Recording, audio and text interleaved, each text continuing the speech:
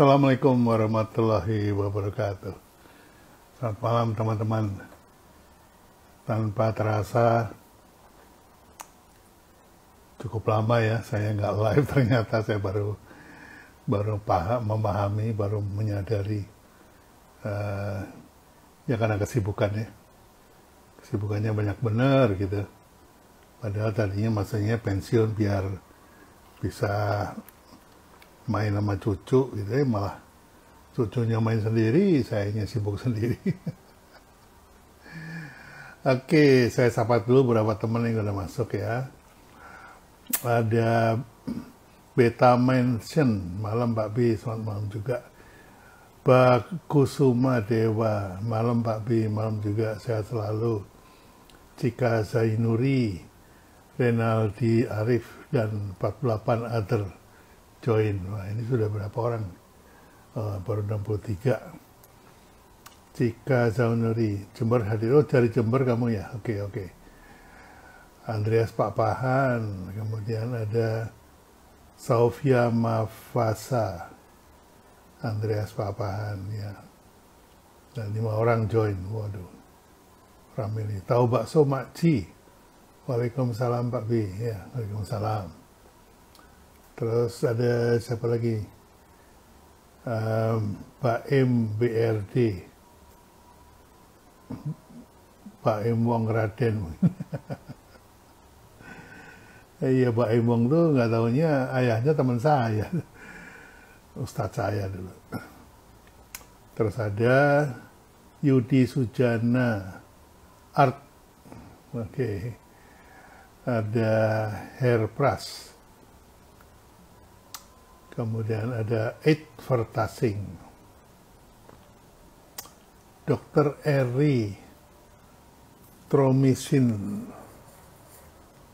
07, malam Pak B, semoga sehat selalu, selamat malam juga. Heri Pak Long, nah, ini tadi udah repost saya punya postingan ya. Salam dari Medan, wah Mr. Tangsi, Buayu. Baru pertama kali nonton Haus Ilmu apa ya? Saya cuma punya pengalaman, nggak punya ilmunya banyak lah yang pintar-pintar dari saya. Dani Suhar, oke.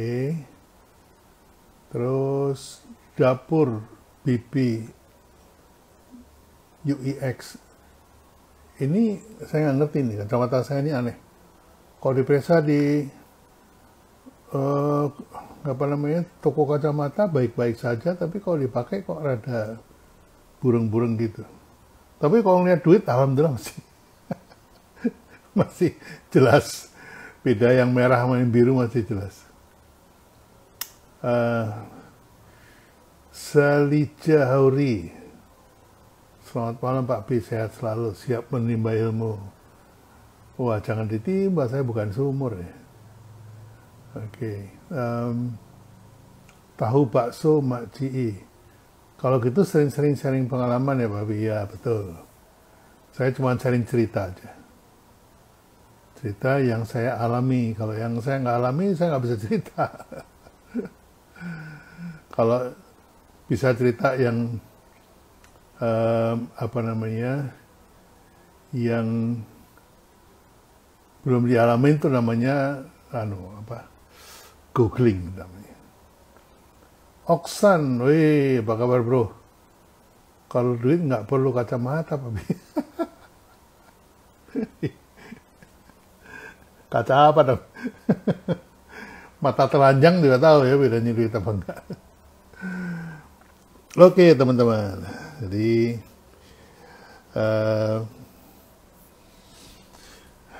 saya mau ngobrol-ngobrol aja ya. Jadi saya dapat masukan dari beberapa teman, katanya kalau Pak B itu kalau ngomong saya nggak ngerti. Ini follower saya nih ya, nggak ngomong gitu. Terus malah itu yang ngomong ke saya alumni, yang laporan itu alumni. Malah alumni sendiri bilang, saya juga nggak ngerti Pak. Ya apa sih? Kok bisa nggak ngerti itu gimana? Istilah-istilahnya begitu.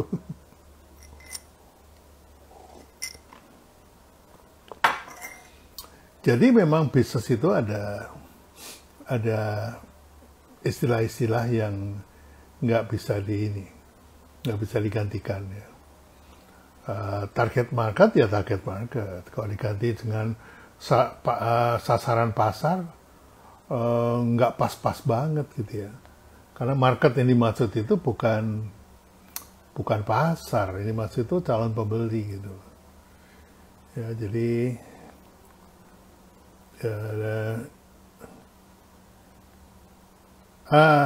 ini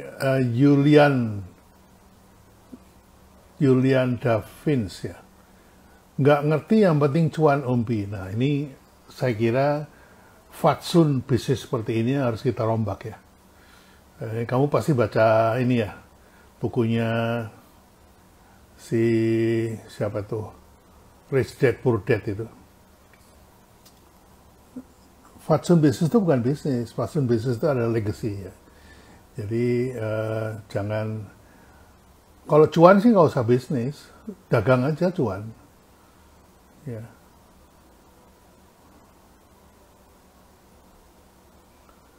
Ya gitu, jadi buku di belakang background asik-asik kayaknya Pak. Selain experience pengalaman yang sudah dilakukan, apakah ada buku-buku yang jadi referensi? Oh ya itu oke. Saya belum waktunya jawab pertanyaan ya, nanti buat Senin. Jadi saya cuma mau bilang bahwa banyak nih follower saya nggak ngerti kalau saya ngomong brand positioning. Robert Kiyosaki betul. Robert Kiyosaki itu ngajarin kaya, tapi nggak sustain gitu. Kalau bisnis itu yang penting sustain. Gitu. Kayak Coca-Cola itu 150 tahun gitu.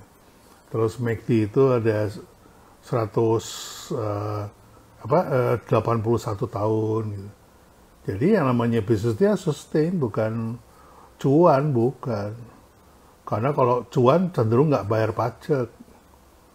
Ngerasa pajak itu mengurangi cuannya, nah itu dia.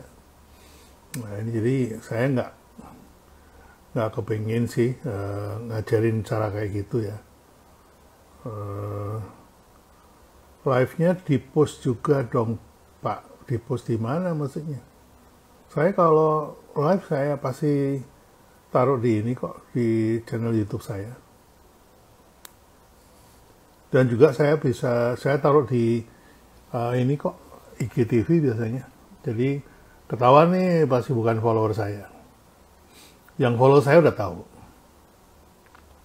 Saya cuma mau menjelaskan bahwa memang banyak istilah-istilah yang selama ini saya tahan.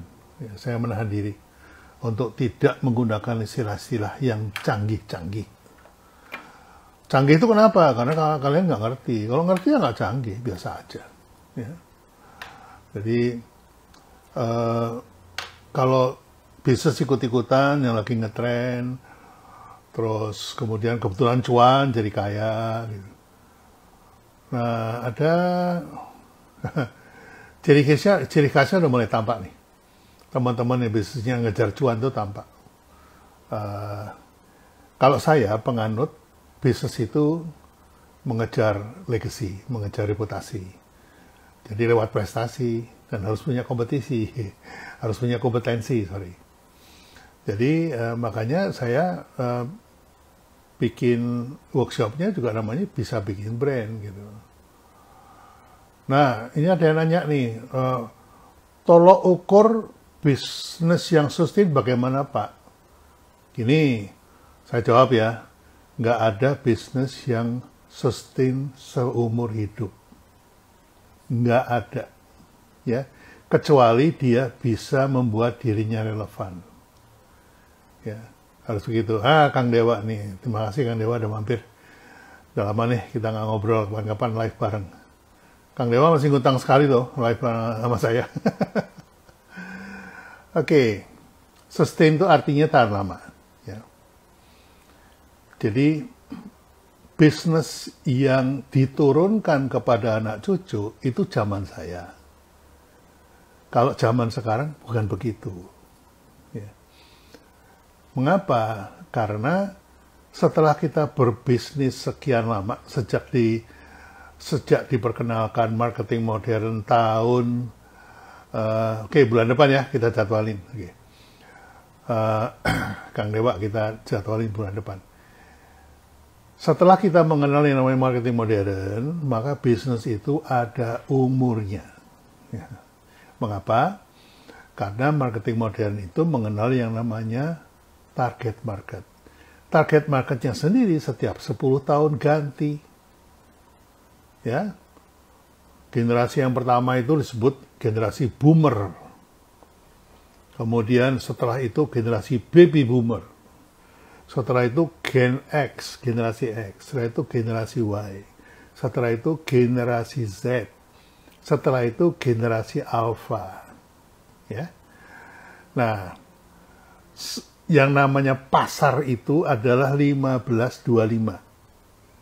Itu priority atau prime market itu di situ. Jadi kalau Anda menyasar kepada usia itu Anda punya peluang untuk sustain. Kenapa? Karena yang usianya 15, 10 tahun lagi jadi 25. Yang usianya 25, 10 tahun lagi jadi 35. Nah, setiap 10 tahun itu ganti generasi. Bukan cuma umurnya yang berbeda, tapi juga perilakunya berbeda. Nah, ini yang kita mesti pahami, sehingga kalau mau bijaksana pada diri sendiri, berbisnis itu dikasih jangka waktu 10 tahun. Ya, kayak orang main bola. Orang main bola itu ditentukan oleh wasitnya itu 90 menit. Di mana setiap 45 menit break kita evaluasi. Dan di situ kalau perlu ganti pemain, ganti ganti strategi, ganti macam-macam gitu ya. Sama dengan bisnis. Bisnis juga ada yang menganut 10 tahun, setiap 5 tahun di review ada. Nah, kalau McD itu 3-1Q. Setiap 3 tahun. Ya, 3 tahun di review. 3 tahun plan, 1 tahun di review, quarter review gitu. Nah, ini jadi harus paham ya teman-teman. Jadi yang namanya sustain itu gini, silakan merencanakan 10 tahun misalnya untuk generasi ini ya. Nanti begitu sampai 10 tahun, Anda review lagi apakah bisnis ini masih relevan. Kalau enggak, kill yourself. Kita bunuh aja. Ya. Buat apa kita terusin kalau udah nggak cocok sama zamannya gitu. Nah, ini belum lagi kita selama hidup ini sudah mengalami 3 kali disrupsi. Nah, teman-teman, saya menggunakan istilah disrupsi itu istilah internasional ya, disruption ya. Jadi ada disruption itu ada disruption innovation, ada disruption itu sendiri, kemudian ada satu lagi apa saya lupa. Jadi kalau saya pilah-pilah lagi, Anda makin bingung lagi. 3 kali disruption. Yang pertama itu tahun 90-an kita dikenakan disrupsi oleh internet. Jadi bisnis itu semuanya beralih ke internet. Termasuk dulu saya iklannya lewat TV, sekarang iklannya lewat internet gitu ya. Nah, sudah gitu ada lagi disruption by millennial. Jadi millennial ini adalah generasi X dan generasi Y yang anti kemapanan. Jadi semua yang mapan itu dibabat sama dia. Nah, itu adalah millennial disruption. Hari Sabtu saya ada live sama Mas Yoswadi. Nah, Anda boleh ikut. Nanti kita ngebahas itu. Kemudian yang terakhir ini adalah didisrupsi oleh pandemi. Nah, misalnya punya warung, saya punya warung Pak Bi, ramai Pak Bi, di mana jalan cabang, sekarang di lockdown gitu. Nah, terpaksa ganti kan, itu terdisrupsi lah bisnis Anda. Jadi kita kalau mau berbisnis harus relevan agar supaya kita bisa hidup di setiap zaman. Itu sustain. Ya, itu namanya sustain itu. Nah, yang saya mau cerita adalah bahasa-bahasa yang saya pakai saya nggak bisa terjemahkan ke bahasa Indonesia. Jadi mohon maaf untuk para follower saya, juga teman-teman yang mau belajar brand, yang ngakunya mau belajar brand nih, atau ngakunya mau belajar ilmu marketing, ya harus tahu istilah-istilahnya. Gitu. Nggak harus ngerti terjemahannya, ya. Sama aja kayak kalau Anda ke airport atau Anda ke mall, kepingin pipis. Anda tinggal cari tulisan toilet. Nah, toilet itu artinya apa, yo? Apa ya, Papi? Nggak tahu. Yang penting saya tahu di situ saya bisa pipis. Nah, itu. Jadi nggak apa-apa, bahasa Inggris toilet juga nggak apa-apa. Nyantai aja. Ya.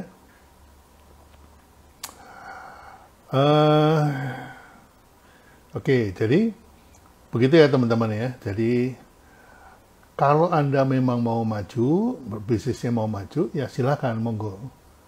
Kita belajar bareng. Tapi ya jangan minta disuapin terus.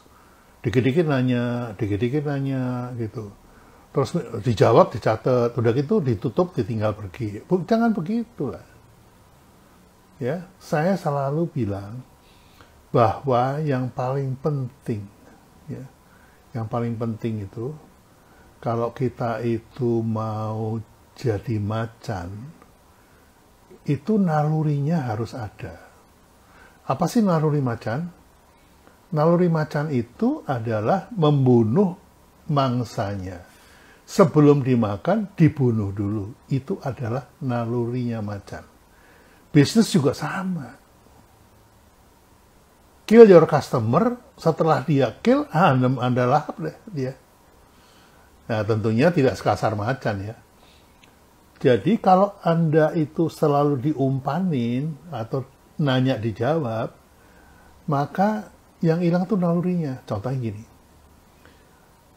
Kalau Anda mau membuat macan itu bukan lagi macan, ya, caranya gampang. Dibunuh aja nalurinya. Caranya, masukin ke kandang, kasih makan setiap hari. Ya, kasih daging yang udah dibersihin, dicuci, dipotong-potong, lempar aja.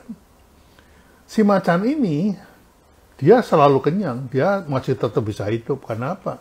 Dikasih makan, dikasih umpan, ya, dikasih daging gitu. Dagingnya wagyu lagi. Akibatnya apa? Akibatnya lama-kelamaan naluri membunuhnya si macan ini hilang. Banyak kan Anda lihat film-film itu, dari kecil macan dipiara begitu besar. Dia ngelihat tuannya itu malah pelukan, bukannya dimakan. Karena naluri membunuhnya sudah dibunuh. Begitu. Jadi kalau Anda mau berbisnis, jangan kebanyakan nanya. Nalurinya mati nanti. Ya. Jadi kalau diajarin Pak B, nih tolong isi 15 langkah, nih ada gini. Diisi betul, dipraktekin. Itu nalurinya tumbuh. Itu yang saya bilang the magic is there. Gitu ya. Jadi saya bilang malam ini saya, Pak B saya susah nangkapnya. Loh memang disengaja. Kenapa? Kalau gampang, nalurinya hilang. Perjuangannya nggak ada. Gitu. Ya, contoh nih. Mengapa ada pameo, ada pepatah di barat itu mengatakan bahwa founder atau the first generation itu merupakan penemu dari sebuah bisnis, perintis dari bisnis. Lalu generasi keduanya, anaknya nih maksudnya, itu adalah generasi yang membesarkan bisnis. Ya.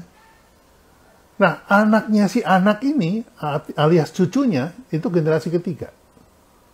Generasi ketiga itu dikatakan they are destroying the company. Mereka menghancurkan perusahaan. Mengapa yo? Nah, ada kaitannya loh sama naluri. Generasi pertama, ketika dia berjuang, mulai dari nol. Sehingga naluri bersaingnya itu besar sekali. Naluri membunuh pesaing itu besar sekali. Begitu dia muncul, langsung besar. Nah, kenapa generasi kedua bisa membesarkan bisnis bapaknya? Karena dia lihat, dikasih contoh sama bapaknya, gini loh, kalau ada masalah gini caranya. Kalau mau inovasi gini caranya. Kalau mau market development gini caranya. Diajarin sama bapaknya. Sehingga si anak ini, dia mampu membesarkan bapaknya. Kenapa? Karena dia masih melihat naluri killing instingnya itu masih dia lihat, sehingga dia masih mencontoh. Nah, generasi ketiga itu biasanya di sekolahnya Amerika. Paling dekat Singapura deh. Terus setiap bulan dikirim duit. Terus kemudian disewain apartemen. Man, you are killing your son. Ya. Anak itu dia akan hidup enak, disuapin sama orang tuanya. Tahu nggak? Begitu diserahin perusahaan, yang dia bisa lakukan apa? Ya dia menyerahkan lagi kepada orang lain. Nah, ini hal-hal yang harus dikuasai oleh teman-teman nih. Ya, ada beberapa teman saya ingetin loh yang perintis UKM yang naik kelas, waduh luar biasa. Sampai rela bikin TikTok lucu-lucuan kayak gitu. Karena apa? Karena fighting spirit-nya masih ada, killing instinct-nya masih kuat. Nanti lihat, turunin ke anaknya, jadi apa? Turunin ke cucunya, jadi apa? Ya, ini tadi siang saya masih ngobrol sama teman-teman yang ada teman yang generasi kedua. Itu dia bilang betul, Papi. Saya tuh mau suruh anak saya kerja mulai dari jadi office boy, kok saya nggak tega ya. Loh, ponakan-ponakan saya, anak saya, ketika ikut kerja sama saya suruh berangkat dari namanya PU.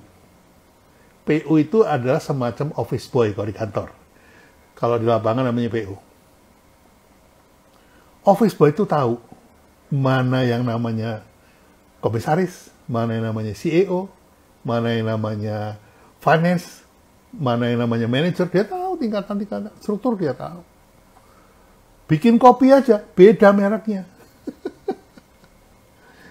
Jadi, anak-anak kalau disuruh mulai dari office boy, dia akan tahu bahwa setiap jabatan mempunyai tanggung jawab yang beda, mempunyai tugas yang beda, dan berhak mendapatkan pelayanan yang beda. Itu ya. Jadi, saya bangga loh Pak Bi, anak saya sekolah di Amerika. Sekolah di Australia. Loh, terus mereka di sana nyari duit sendiri? Enggak, saya kirim. Waduh. Kalau sekolah di Australia, suruh jadi pelayan McD aja dia. Untuk hidup sehari-hari.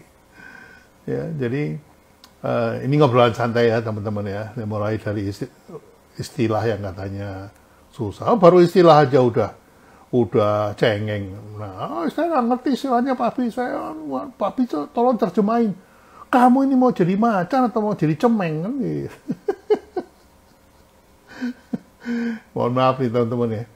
Saya kadang-kadang suka gembes gitu loh.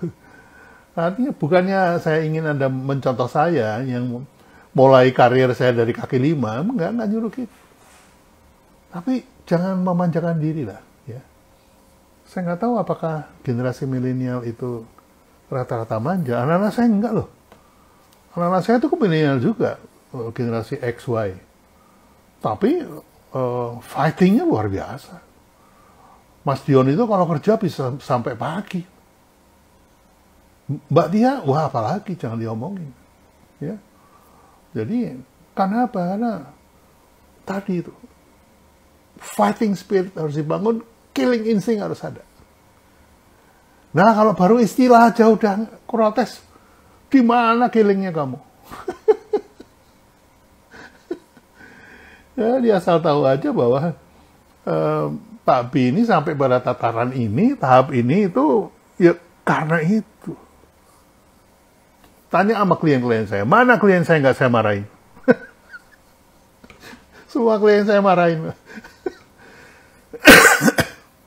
Itu.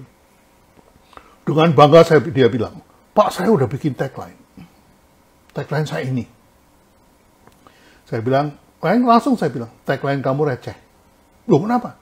Soalnya bisa dipakai yang lain. Itu maksudnya supaya saya membangun tadi itu, fighting spirit sama killing instinct. Tapi kalau yang letoy ya langsung mundur. Wah, gila nih Pak B ini. Gua yang bayar tapi dia yang ngatur. Nah, saya kan konsultan, bukan asisten. Ya teman-teman, jadi ini apa namanya? Ada yang nanya nih, cemeng itu meong ya Pak B? Iya. Lorengnya sama, kumisnya sama, gedenya bisa sama. Tapi insting membunuhnya tidak sama. Yang satu kalau ngomong itu, wow. Tapi kalau yang satu lagi, meong. Ketahuan ketika bunyi. Jadi jangan sembarangan bunyi ya teman-teman. Ntar ketahuan. Baru istilahnya aja udah kesulitan. Jadi saya ketawain aja teman-teman. Jadi teman-teman, jangan cengeng. Sekarang itu ada Google. Zaman saya nggak ada. Makanya kenapa buku saya banyak. Ini buku lama semua. Saya kalau nggak tahu istilah, saya buka bukunya. Ini apa nih? Brand positioning. Oh, gini. Ini apa nih? Brand personality. Oh, gini. Bedanya personal brand sama brand personality apa? Bedanya brand value sama brand valuation apa? Itu jelas banget. Dulu saya nyarinya di buku. Sekarang, tinggal ketik.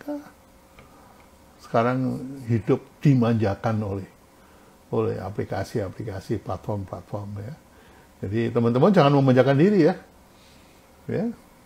Anda bukan, you are not my type, you are not my style.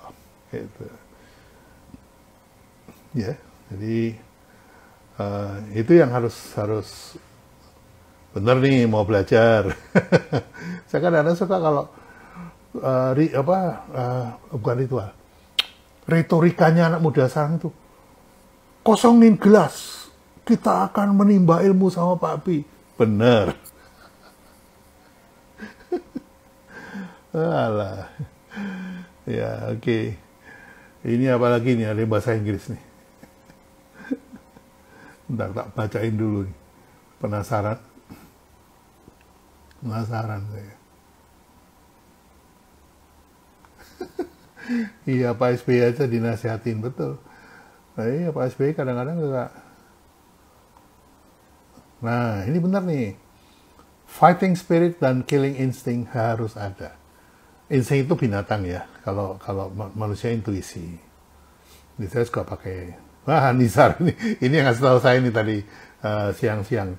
Hadir, Babi. Oke, siap. Harus bermental baja. Enggak lah, itu malah getas nanti. Cemeng itu bahasa Jawanya kucing, ya betul. Oke, Resti. Nah, nih. Resti, Estetik Klinik Makassar. Ini nggak boleh manja, Papi, ini apa. Wah, saya tuh mau nggak ngasih tahu itu, kasihan ya. Tapi ngasih tahu tuh saya membunuh kalian itu loh. Piye, coba kasih tahu saya. Coba ditulis. Kalau ada yang nanya, sebaiknya Pak B ngapain? Nah, gitu aja. Dijawab atau didiemin. Kalau dijawab, itu membuat naluri Anda hilang. Tapi kalau dijawab, kalau tidak dijawab, kasihan saya. Gitu. Ya, ini memang saya sukanya marah-marah nih kalau live. Karena gemes, bukannya marah, bukannya nggak suka, karena gemes. Oke.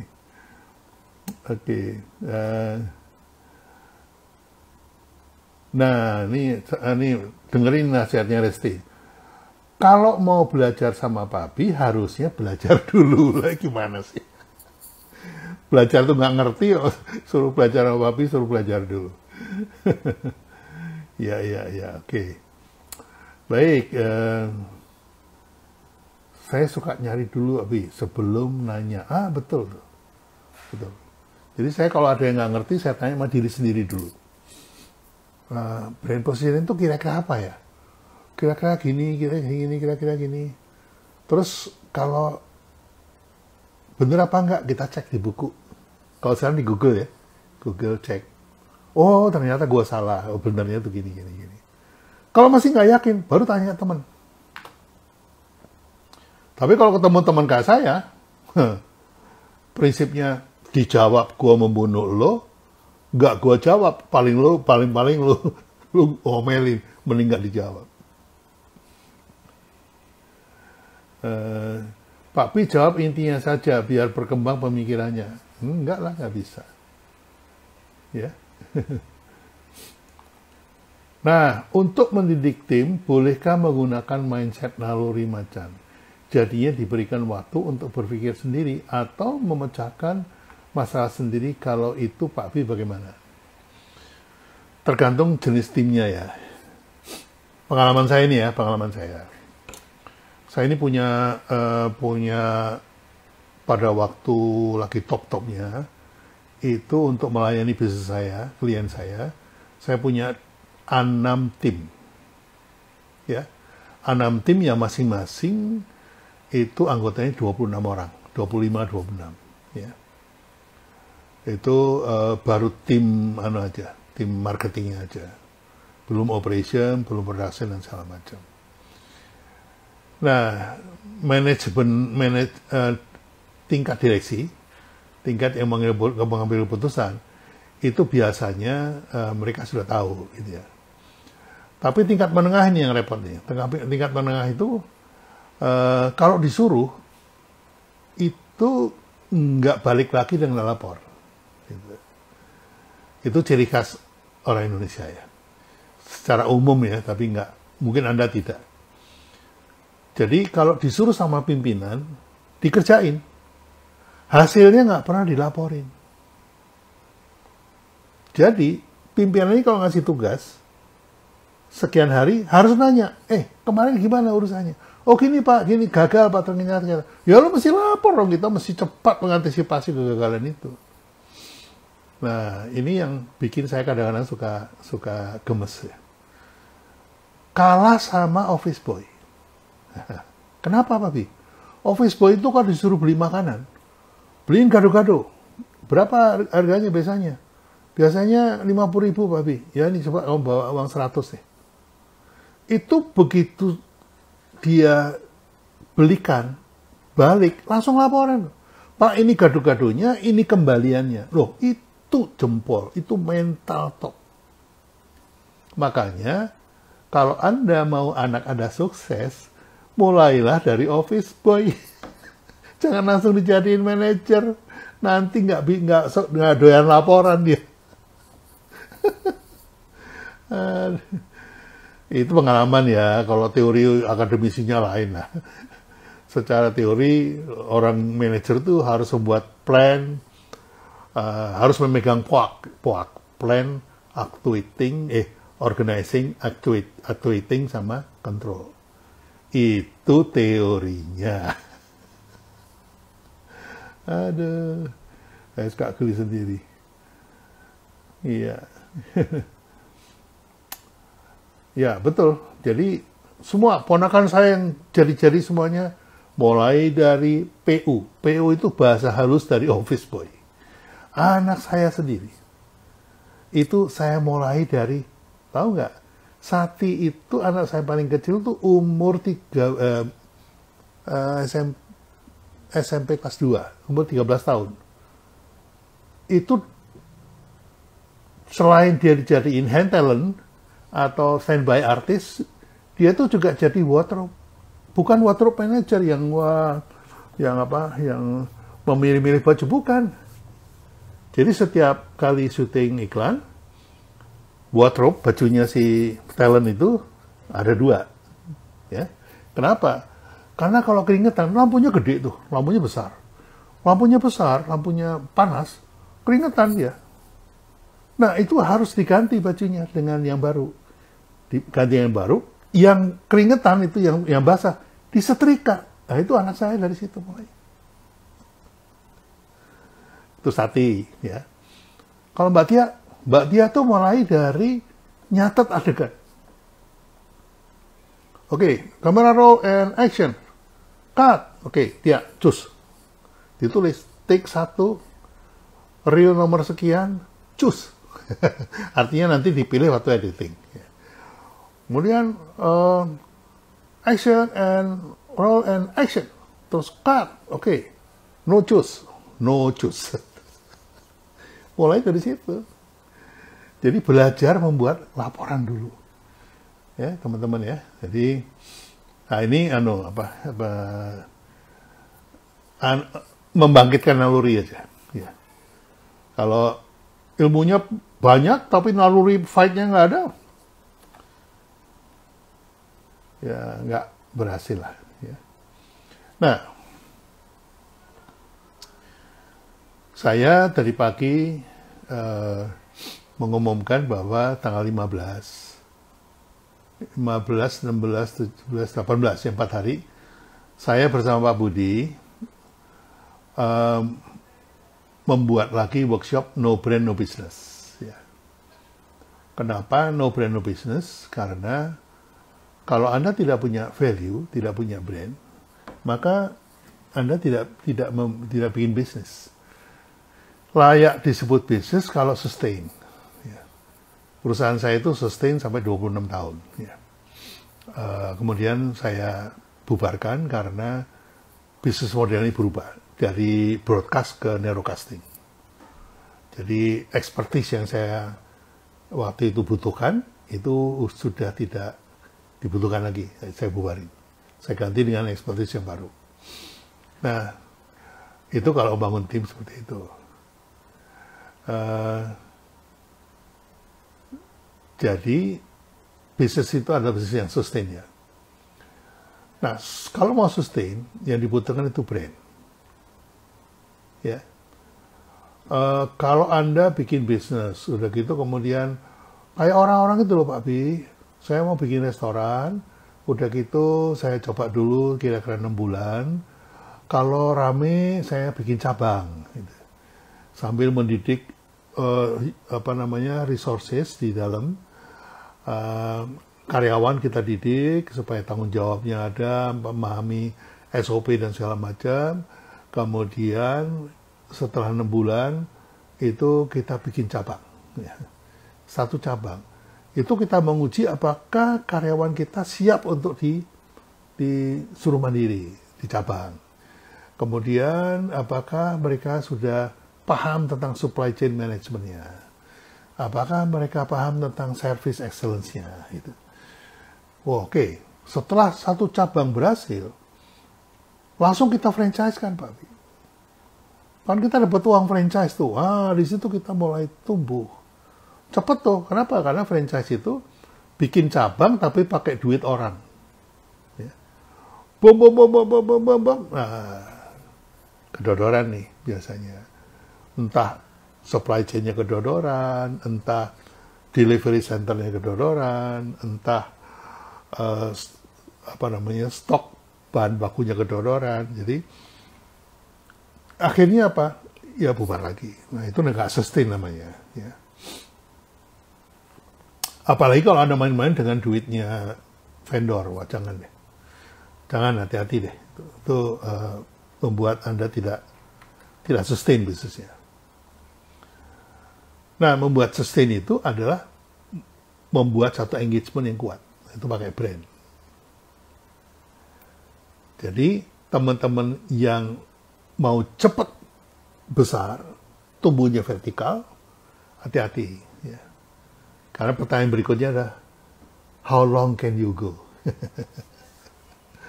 Sustain apa enggak? Gitu ya. Wah gampang Pak Bi, nanti 3 tahun saya bosan, ganti lagi. Bisa aja nggak apa-apa. Itu sprint terus. Jadi jangan bangga dulu kalau Anda punya bisnis banyak. Karena pertanyaan berikutnya yang selalu menghantui saya ketika membuat bisnis adalah, how long can you go? Berapa sustain Anda bisa pergi? Ya. Itu tergantung seberapa kuat Anda mampu membangun engagement. Ya. Nah, ini saya akan bikin workshopnya. Workshop No Brand No Business itu berarti workshop bisnis sama workshop brand ya, Pak Pi, digabung. Iya. Bedanya apa, Pak Pi? Bedanya workshop bisnis itu banyak, ya. Banyaklah yang pintar-pintar. Workshop brand banyak, ya. Tapi workshop bisnis dipadu dengan brand, step by step. Misalnya, Pak Budi langkah pertama itu, what is the problem? Ya. Apa yang yang dicari oleh konsumen? Itu saya jawab dengan langkah pertamanya magnet branding. Ya. Di situ ada manfaat yang dicari. Apakah manfaat fisik atau manfaat non fisik? Ya. Bedanya dengan value apa? Wah, itu nanti. Langkah kedua, who has the problem? Di dalam 15 langkah ada yang namanya target market. Target market itu untuk mengetahui dia siapa, ingin jadi siapa. Ini saya buka tipis-tipis ya. Jadi diajarkan di situ. Jadi dijalin ya, dirajut. Pak Budi sendiri kaget waktu saya usulkan dalam proposal itu bahwa ini bisa digabungkan. Wah, gila ya Mas Pia. Ternyata nyambung, memang nyambung. Orang saya 50 tahun ya nyambungin sama bisnis plan-nya klien, pasti nyambung gitu. Gitu. Nah, itu workshop ya No Brand No Business ya. Jadi itu saya adakan tanggal 15 sampai 18 April. Jadi begitu Anda mendaftar, makanya saya sarankan mendaftar secepatnya.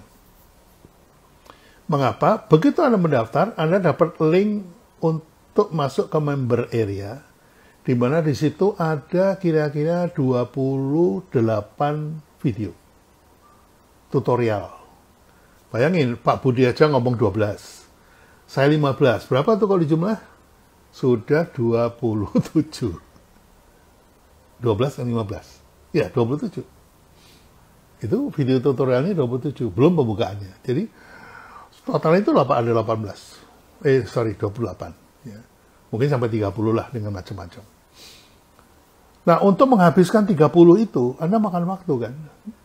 Workshopnya tanggal 15. Itu berarti tinggal 3 minggu lagi. Jadi kalau Anda mendaftar sekarang, Anda bisa langsung lihat tutorialnya. Nanti ketemu saya, sudah tidak diulang lagi. Pak Budi langsung ngasih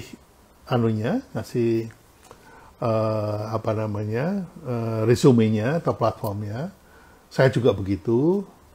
Udah gitu di hari keempat itu yang sudah siap, monggo silakan dipresentasikan, kita nilai. Pak Budi dan saya menilai apakah langkah 12-nya udah benar, apakah langkah 15-nya udah benar, apakah rajutannya udah mulus. Ini yang saya perhatikan dari alumni saya yang hampir 2000 itu, rata-rata tidak mulus ketika menggabungkan. Ada beberapa yang mulus ya, yang sudah tahu gitu. Jadi saya rada kaget juga pada waktu itu, karena saya pikir sudah punya bisnis, sudah punya ini, ya pasti udah tahu lah ya SOP-nya dan segala macam. Sehingga saya ajarkan cuma brandnya aja gitu. Wah, ternyata banyak yang nggak paham gitu ya. Gitu ya teman-teman. Ini saya bukan jualan workshop loh ya. Karena kita tahu kalau bisnis Anda belum sampai situ, Anda juga nggak butuh. Kalau bisnis Anda itu baru dagangan aja, jangan ikut. Ya. Misalnya saya jualan ini, yang penting cuan, jangan ikut. Yang cuan-cuan itu nggak usah ikut. Ya. Karena Anda akan nggak ada gunanya. Karena Anda nggak akan praktekkan. Jadi daripada uangnya percuma, mendingan nggak usah ikut. Tapi kalau Anda memang mau bisnis Anda itu tumbuh, ada beberapa alumni saya, seperti Mbak Asihtia dari Jogja, itu nggak ketahan lah. Ketemu saya itu cabang loh ya, bukan franchise. Cabang itu baru 8 apa 7 gitu. Sekarang berapa coba? Udah hampir 30. Di Jogja saja. Nah, kayak begini nih, kalau kemudian ikut workshop yang saya akan selenggarakan ini, itu kayak macan tumbuh sayap. Nah, itu saya udah buktiin sih sama klien-klien saya ya. Kayak Indofood, kemudian Mayora itu, ya itu. Memang Pak Bi ngerti bisnis. Loh, saya jadi CEO, COO dari tahun 81. Jadi, coba ya saya lebih, kalau yang ilmu bisnis sudah banyak lah yang bisa ngajar. Saya ngajar yang langka saja, yaitu ilmu brain. Itu ya teman-teman. Nah, ini udah nggak terasa, udah 1 jam nih saya ngomong sendiri. Oke. Dedi Afri, kapan bacanya tuh? Maksudnya bukunya. Saya nggak, banyak yang masih baru, saya nggak baca. Nggak semua buku yang saya beli itu saya baca. Ya. Karena buku buat saya adalah referensi untuk pembenaran dari apa yang saya pikirkan. Jadi kalau yang saya pikirkan udah benar, ya nggak usah dibaca. Ngapain?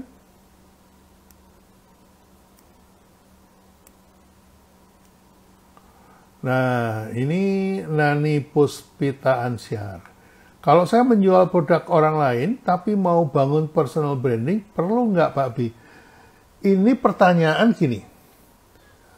Pak, kalau saya mau ke Gambir, tapi saya mau lewat Depok, kira-kira perlu nggak Pak Bi? Nah, jadi jurusannya beda.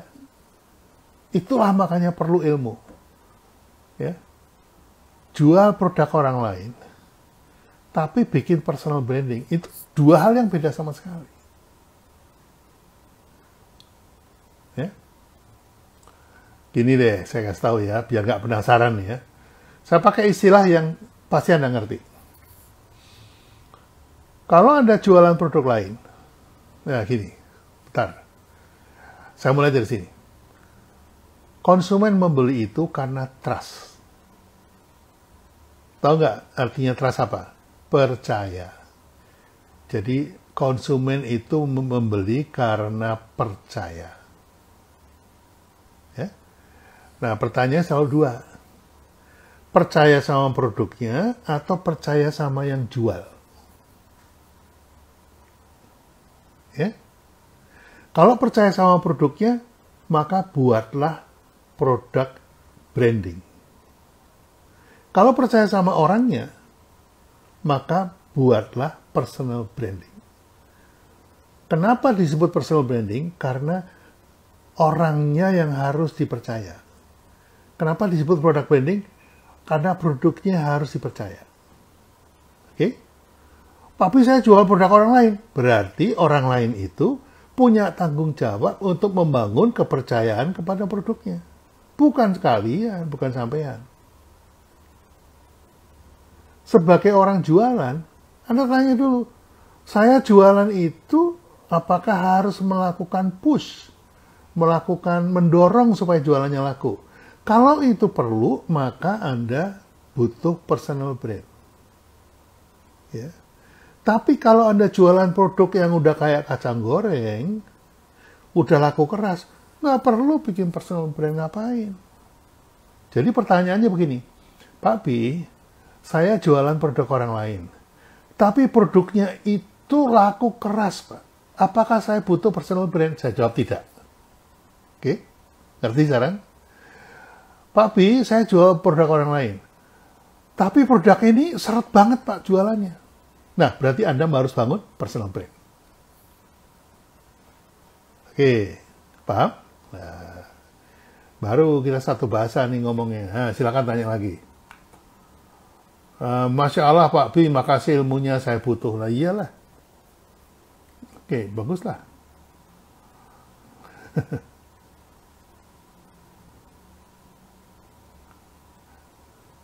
Nah ini Nani Puspita ini bilang, ya nah itu Pak B, Nani mau orang beli karena percaya sama Nani sebagai penjualnya. Nggak harus. Kalau Anda jualan Rolex tuh udah ada pembelinya, udah ada captive market, nggak usah percaya sama Anda. Percaya sama Rolex aja gitu. Atau Anda buka gerai Starbucks, Anda nggak usah personal brand. Anda franchise aja Starbucks, laku sendiri. Oke.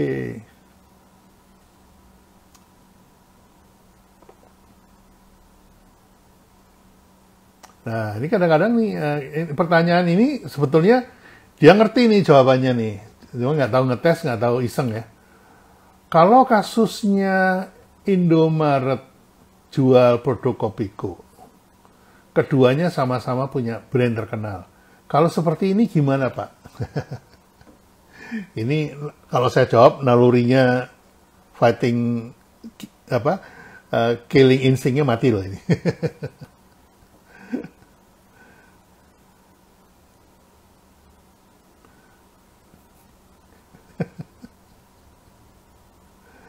Tahu dari mana ya Pak B, customer percaya produknya atau penjualnya? Yang nanya tahu bakso Mak Iji.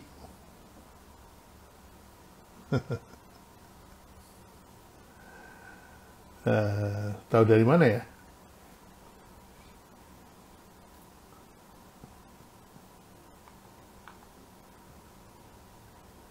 Ini kalau saya jawab nih killing instingnya mati. Pak B, bagaimana caranya saya membangun brand yang terlanjur mengecewakan salah satu konsumen? Ada produk saya yang kualitasnya tidak sama dengan yang pernah dia beli. Terima kasih. Ya, diganti aja. Ya. Mengembalikan kepercayaan diganti aja. Oke. Di atas tadi banyak pertanyaan panjang-panjang, coba saya lihat. Ya. Oke, sebentar.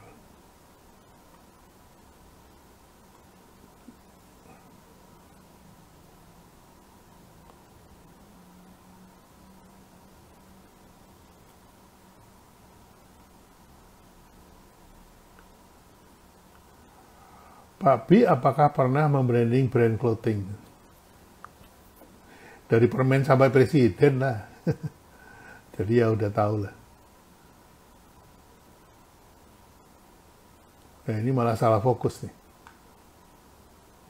Casta Trope, seneng banget lihat deretan buku di belakang Pak B. Oke. Pak B kasih tip buat berani buka usaha mesti dari mana hobi. Sama kayak kerjaan yang dijalani sekarang, cari cuan yang lagi tren, ya udah cari cuan aja lah. Tapi saya penasaran kalau setiap minum itu minum apa ya?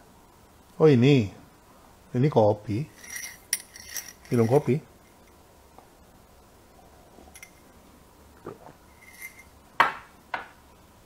Buku di belakang background asik-asik kayaknya, oh sudah jawab tadi. Rekomendasinya beli bukunya Seth Godin aja lah.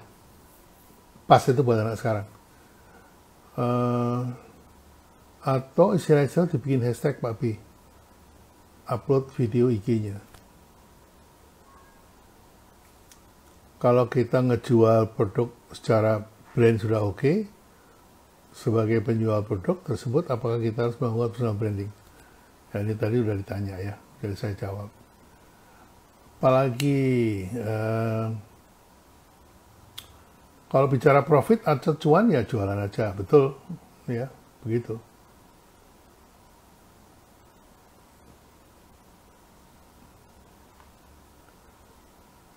Bisnis warisan berarti membuat nilai manfaat dan universal ya Pak Bi, ya betul. Kalau saya, kalau kelas seminar cuma nyangkut 2 minggu, sisanya kembali lagi ya, bisa juga. Makanya saya suka marah-marah gitu supaya nyangkut.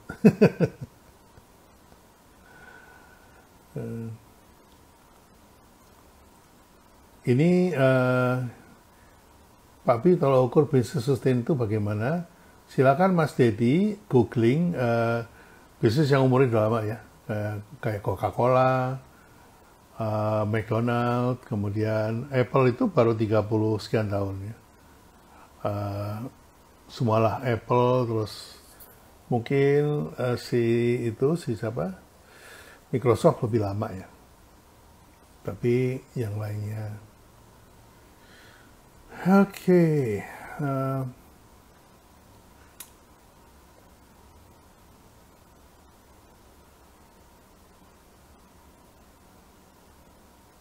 Jadi ada dua sisi bisnis itu, memang ujung-ujungnya duit sih. Ujung-ujungnya duit. Yang penting kita harus tahu exitnya. Gimana cara mulai, dan kita bagaimana cara mengakhirinya harus tahu. Kalau baru untuk hari ini jualan untuk dimakan besok, ya gak apa-apa, gulung aja gitu. Ya. Bagaimana, nah ini pertanyaan menarik nih, Den MP. Bagaimana bisa bersaing dengan minuman perkopian saat ini? Apa? Minuman yang saya jual dikemas seperti perkopian dengan cup dan botol literan. Minuman saya berbahan dasar sari nabati. Oke. Begini, pernah lihat postingan saya nggak yang gambar kepala terus banyak suara gitu ya? Jadi konsumen itu membeli apa yang dia pikirkan, gitulah kira-kira ya. Karena yang dia beli itu yang dia percaya saja. Kalau dia nggak percaya, dia nggak beli. Apalagi sampai kecewa, nggak beli dia. Nah, saya kasih tahu ya teman-teman ya. Ini pengetahuan dasar nih. Jadi yang nanya ini siapa tadi? Mas Aden MP. Oke. Pada dasarnya orang membeli karena percaya. Tadi udah saya kasih tahu. Percaya itu letaknya di benak konsumen. Jadi yang kita bangun itu adalah kepercayaan. Ya. Nah, di dalam benak konsumen itu jangan Anda kira kosong. Otak konsumen itu sudah penuh isinya dengan segala macam informasi. Apa yang dia lihat, apa yang dia dengar, apa yang dia cium, apa yang dia makan, itu semuanya informasi. Mata melihat satu benda, wah, dia langsung memberikan informasi kepada kepala. Terus saat yang sama dia mendengar juga nih. Wah, ini ada was lewat ya. Kemudian Anda mencium bau kopi nih. Wah, ini kayaknya roti boy. Jadi informasi itu masuk, udah 3 tuh ya. Terus kemudian Anda lagi ini sambil minum kopi ini. Wah, ini enak nih ya. Nah, itu udah 4 informasi. Belum lagi Anda pegang-pegang tuh barang ya. Anda lagi pegang-pegang, wah, ini rasanya kayaknya enak banget nih dipegangnya. Itu udah 4 informasi. 5 informasi masuk. Itu baru pada detik ini, saat ini. Sehari 24 jam berapa menit, berapa detik. Setiap detik masuk informasi. Itu baru yang dirinya sendiri ya. Belum yang di-push dari luar. Lihat televisi, ada iklan, dengar radio, ada iklan. Buka Google, ada iklan. Jadi, begitu bisingnya kepala orang. Bagaimana Anda bisa diingat oleh konsumen? Itu ilmunya tingkat dewa. Ya, teman-teman ya. Saya bingung ngajarinya gimana gitu loh. Supaya bisa dipahami oleh teman-teman yang secara umum masih awam nih terhadap brand. Itu saya juga bingung ngajarnya, bukannya Anda aja yang bingung. Nah, sekarang gini, saya kasih hints ya, saya kasih tips. Di dalam kepala manusia itu, menurut orang branding, itu ibarat laci file, filing cabinet. Jadi lemari yang banyak, ini ya, banyak lacinya. Setiap laci mewakili produk kategori. Ada lacinya kopi, ada lacinya keripik, ada lacinya restoran, ada lacinya jam, ada lacinya workshop, ada lacinya gorengan, ada lacinya buah-buahan gitu. Jadi lacinya itu berapa, Pak Bi? Puluhan, ratusan, ribuan? Bukan. Ratusan ribu. Itulah kuasa Allah yang harus kita syukuri lebih dulu. Kemampuan manusia untuk mengenali kategori. Itu luar biasa. Babi ai lah pokoknya. Apa yang kita dustakan lagi. Kenikmatan itu dikasih murah. Sama Allah nggak usah dikasih bayar. Kita nggak bayar tuh untuk mengingat. Nah, setiap laci, setiap produk kategori, itu hanya mampu menampung 7 merek. Mengapa 7 merek? Ya udah terima aja lah. Itu sudah hasil riset dari seluruh dunia. Itu namanya evoke list. Ya, evoke list. Udah gini aja deh. Sekarang kita uji ya, kita uji. Anda silakan tulis di bawah boleh. Saya tanya sekarang. Apakah Anda tahu merek-merek mie instan? Silakan tulis 7 merek mie instan di kolom komen. 7 ya. Langsung coba. Mana nih jawabannya?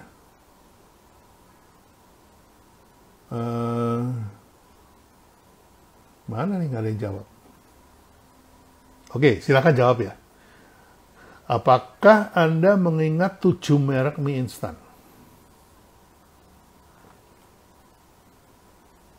Yang paling awal pasti Indomie. Nah, itu top of mind. Ya. Indomie, Sarimi. Masih Indomie yang pertama disebut. Indomie, Supermie, mie sedap. Indomie, mie sedap, pop mie. Sarimi, Indomie. Ah, ini kebalik nih. Pasti Indomie dulu. Karena Indomie itu top of mind. Jadi pekerjaan Anda itu, tadi di antara perkopi-kopian tadi yang ditanya, ada berapa jumlah merek kopi yang ada dalam laci itu. Ya. Di dalam kategori kopi, perkopi-kopian itu, ada berapa merek? Ya. Tolong ditulis 7 merek kopi yang diingat oleh konsumen Anda. Ada 7 Pak, tapi merek saya nggak masuk. Itu persoalan paling sulit. Membuat kopi Anda masuk ke dalam laci. Itu perjuangan yang paling sulit. Kalau bukan tingkat dewa, sudahlah. Anda bermain di luar laci aja. Ntar nongol, entar laku, entar enggak. Entar laku, entar enggak. Entar laku, entar enggak. Jadi, masuk ke dalam laci ada udah sulit, apalagi menjadi top of mind. Beberapa merek yang saya pegang top of mind loh. Indomie, top of mind. Kopiko, top of mind. Kemudian Kartu As, top of mind. Extra Joss, top of mind. Polytron, top of mind. Ya, Torabika, top of mind. Jadi, berjuang masuk laci aja udah setengah mati. Apalagi menjadi top of mind. Oke, mungkin jadi top of mind nggak sulit. Mau top of mind dan sustain, melekat dan menetap, itu yang susah.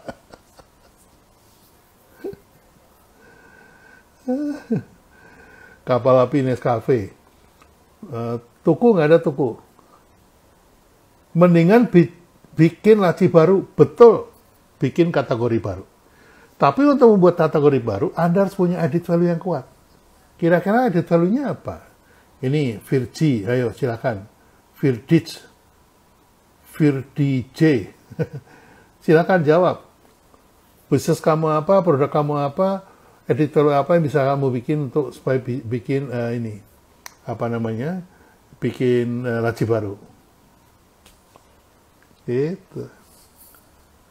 Udah jelas ya. Perjuangan pertama masuk laci dulu. Ya. Setelah masuk laci, bagaimana membuat top of mind? Nggak bisa top of mind, bikin laci baru. Itu semua gimana caranya? Nah, kapan disebut red ocean? Ketika Anda masuk laci, nggak bisa Anda di luar laci, kemudian harus banting-banting harga, disitulah red ocean. Ya. Magnet branding itu membuat Anda pindah dari red ocean masuk ke blue ocean. Tanya aja sama alumni yang udah pada ikut. Ya. Maksudnya bikin laci baru tuh gimana, Pak? Ya maksudnya bikin kategori baru, ya. Gitu. Cara branding iklan minim. Hati-hati deh kalau nanya. Dari pertanyaannya, saya tahu kualitas Anda. Ya wis, nggak saya jawab deh, biar nggak ini, nggak ribet ya. Ini Dedi Afri ini dari tadi nanyanya ngacok melulu. Kamu pasti bukan follower saya nih.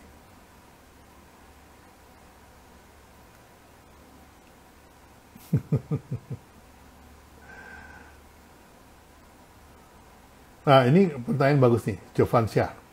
Menurut Pak Bi, masih layak nggak Pak Bi membandingkan produk kita menggunakan media spanduk-spanduk? Membrandingkan menggunakan. Loh, iklan Facebook itu kan spanduk sebenarnya. Atau iklan di website itu kan spanduk. Karena untuk usaha yang budgetnya belum seberapa, untuk memenuhi positioningnya agar tidak dicap janji aja. Mohon maaf ya, saya ketawa-ketawa nih. Menyenangkan juga nih. Pak, mau beli bukunya Pak Bi? Maaf, saya follower baru. Oh, saya belum nulis buku karena saya konsisten. Praktisi branding itu menghasilkan brand, bukan menghasilkan buku. Pengarang buku menghasilkan buku. Ayam petelur menghasilkan telur. Kalau ayam peternak menghasilkan daging. Jadi jangan saya praktisi brand tapi suruh bikin buku, jangan. Itu salah fokus. Tapi saya mau nulis buku deh. Buat lucu-lucuan aja.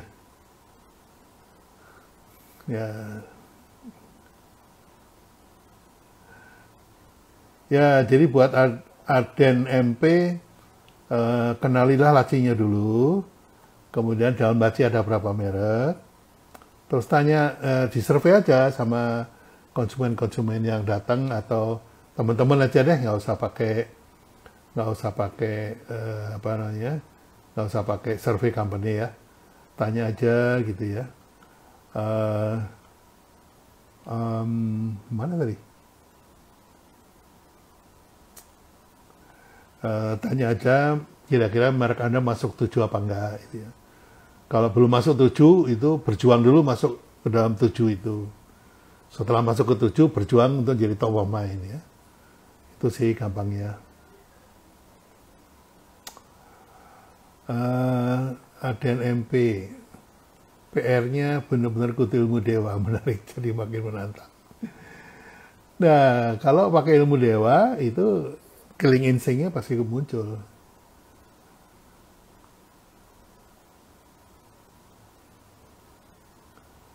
Iya, MLM lain lagi.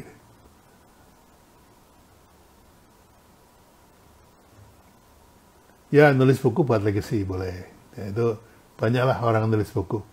Saya sih pengennya bukan nulis buku tipis-tipis ya, banyak kan yang nulis buku tipis-tipis gitu.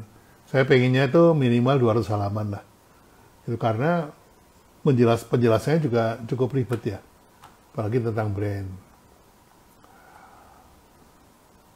Romi Harley, ya. Saya jualan makanan satu halaman sama coffee shop yang sudah memiliki brand. Apakah saya harus ambil market coffee tersebut atau buat market baru? Ya, mendingan ngambil market yang udah ada kan. Sama aja Anda jualan di kaki lima itu kan Anda ngambil trafficnya kaki lima. Anda jualan di sebelahnya stasiun, itu kan Anda ngambil trafficnya stasiun. Atau Anda jualan di mall, Anda ngambil trafficnya mall. Nah kalau Anda kebetulan sebelah Anda itu kafe yang laku keras, ya udah ambil trafficnya kafe aja. Anda nggak usah bikin traffic sendiri, capek lah. Abdul Gundul, Pak Pi, untuk produk saya yang tidak bisa ads di Facebook dan Instagram, bagaimana solusinya untuk menjangkau konsumen yang lebih luas? Aktivitas brandingnya hanya bisa dilakukan dengan menggandeng komunitas.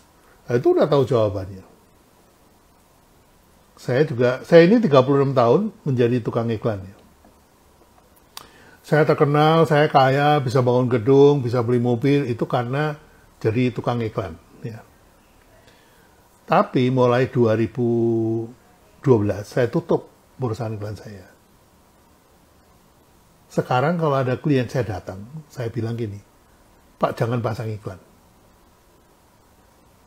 Kenapa? Zaman broadcast sudah lewat. Sekarang ini zamannya Nerocast. Oke. Itu untuk produk yang 1525 ya. Kalau produk-produk yang di remote area, di daerah yang di luar kota besar, yang tidak terjangkau oleh internet, itu masih bisa, masih berlaku broadcast. Entah itu radio, entah itu televisi ya. Kenapa? Ya, karena konsumen yang terjangkau oleh internet itu baru ada 60% dari 270 juta rakyat Indonesia. 60% dari 270 itu adalah berapa ya? 27 kali 6.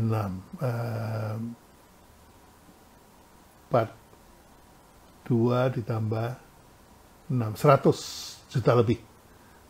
Ya. 27 120 ditambah 42, 160-an 2 juta yang sudah pakai internet. Sisanya 270 dikurangi 162. Berapa tuh? Sekitar 110 juta. Belum pakai internet. Belum pakai Facebook. Belum pakai Instagram. Jangan anggap remeh. Karena 110 juta yang offline itu besar sekali loh. Berapa kalinya Singapura? Singapura tuh cuma 5 juta penduduknya. Jadi 22 kalinya Singapura loh. Yang belum terjangkau internet. Yang masih pakai broadcast. Kemudian dibanding Malaysia 35. Dibanding Thailand, Singapura, Hong Kong, Filipina. Jadi sisa yang offline ini masih gede juga. Gitu. Cuma buying power-nya aja yang nggak sama. Jadi untuk produk-produk yang sifatnya lebih mendekati ke generik, lebih mendekati ke ke komoditi, itu masih bolehlah main di broadcast. Gitu. Tapi kalau produk Anda itu sudah masuk ke expected product atau augmented product, maka mau tidak mau harus masuk ke internet. Ya. Gitu ya teman-teman. Jadi harus paham nih, memahami pasarnya nih. Pokoknya ribet lah, pemasaran zaman sekarang ribet. Oke,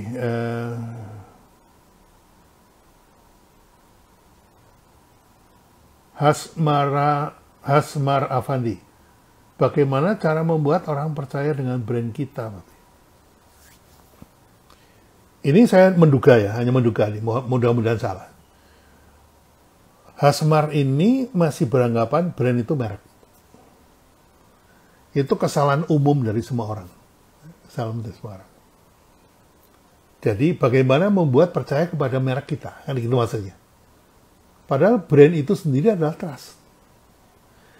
Jadi sebuah merek, kalau dia tidak dipercaya oleh konsumennya, dia tidak pernah menjadi brand. Dia tetap menjadi merek. Supaya dipercaya, bagaimana caranya? Ya harus dibangun. Caranya gampang, semua orang bisa. Semua orang bisa. Karena semua orang pernah jatuh cinta. Prosesnya begini. Kalau seorang cewek diapeli pertama kali sama cowoknya gitu ya. Halo Jeng Sri, malam minggu nanti boleh main ke rumah nggak? Oh boleh. Gimana kalau 6:30 saya ke rumah? Nanti kita ngobrol-ngobrol aja di rumah. Oh boleh 6:30 ya mas, saya tunggu. Nah, apa yang dilakukan oleh si Mbak Sri ini ketika mau menyambut konsumennya, kalau produk ya, menyambut calonnya ini. Dari jam 1 siang udah mandi, semua baju di lemari dikeluarin, dipas-pasin, dicocok-cocokin. Merah terlalu berani, biru terlalu dingin, hijau kayak lapangan bola gitu. Sampai jam 5. Wah, udah deg-degan, excited. Mandi lagi karena keringetan. Akhirnya pakai makeup. Lipstick terlalu merah. Ganti yang coklat. Ganti yang orange. Segitu repotnya Anda mempersiapkan diri untuk ditemui oleh calon Anda. Untuk menciptakan first impression. Nah, saya lihat teman-teman itu kalau bikin produk, first impression pertemuan pertama dengan calon konsumennya ini tidak dipersiapkan dengan baik. Itu namanya launching. Ada pre-launching, ada launching, ada post-launching. Kalau McD itu sampai ada grand launching.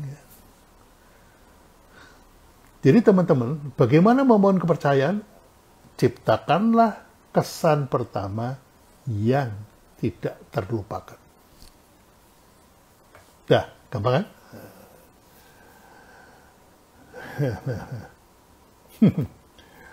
Apa ada trik untuk bisa top of mind sustainable, Pak? Nah, Mas Madu Murni Abah, saya pesan ya, jangan terlalu mudah menggunakan istilah trik. Karena trik itu tipu-tipu. Tukang sulap itu pakai trik, ya. Tapi kalau bisnis itu pakai strategi. Top of mind itu strategi, bukan trik, ya. Jadi dari pertanyaannya saya tahu pengetahuan Anda gitu, kira-kira gitu. Kenapa? Karena sudah kelamaan saya di bisnis, jadi saya tahu. Tapi saya jawab, ya. Apa trik untuk bisa top of mind sustainable? Ini dua perkara yang beda nih. Top of mind itu satu perkara, yang kedua adalah sustainable. Oke. Kalau persaingan di antara 7 merek itu ketat, maka Anda harus menciptakan discrimination. Kalau persaingannya tidak ketat, Anda cukup menciptakan differentiation. Apa itu? Di googling aja, jangan nanya. Nanti killing instinct hilang. Insting bisnisnya hilang. FB Gusnianto, Pak B, boleh tahu step by step untuk berusaha dan berjuang masuk laci bisnis skala UKM. Gini. Skala UKM ya. FP Gusnianto ini skala UMKM. Oke. Kalau Anda menyebut bisnis saya UMKM, maka Anda mengakui bahwa arena persaingan Anda itu hanya lokal. Ya. Lokal itu sebagai basic. Basic atau captive market dari bisnis Anda. Tapi saya mau ekspor, tapi itu bukan UMKM, pasti gagal udah. Udah pasti gagal. Kenapa? Karena bukan arenanya. Arena Anda itu kelurahan, kecamatan lah kira-kira gitu. Itu UKM itu kayak gitu. Jadi kuasai dulu arena Anda, baru kemudian Anda keluar dari arena Anda. McD aja melakukan itu. Coba perhatikan kalau McD buka cabang. Dia setiap kali buka cabang, dia 1 kilometer dia survei dulu. Apakah ada anak muda, apakah temannya banyak, apakah bisa dijadiin karyawan, ya. Kemudian apakah